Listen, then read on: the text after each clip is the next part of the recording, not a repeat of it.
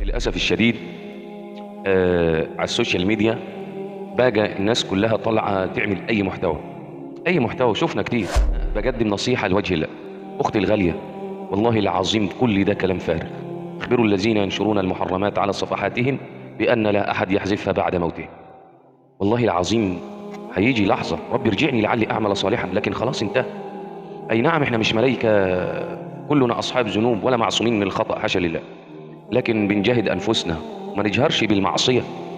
جوزك ده انت في رقبته، مش قادر يصرف عليك او ايا كان، لا انت ما تلزمنيش، انا عايز راجل.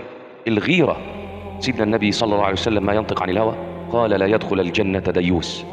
من هو الديوس يا رسول الله؟ اللي ما يغيرش على اهل بيته وعرضه. لكن عشان نطلع نعمل اي محتوى او اطلع الحريم واقول لك يا عم ده كوميدي، يا عم انت راجل جاهل ما بتفهمش، انت شيخ جاي من انهي حتة؟ صح؟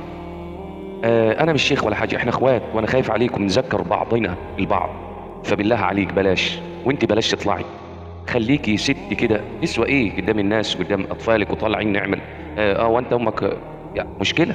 صلي على سيدنا النبي وبلاش تعمل اي حاجه. في محتويات جميله ممكن نقدم طبخ او اكل ينفع الناس. صلي على النبي، خليك مع الله تكسب.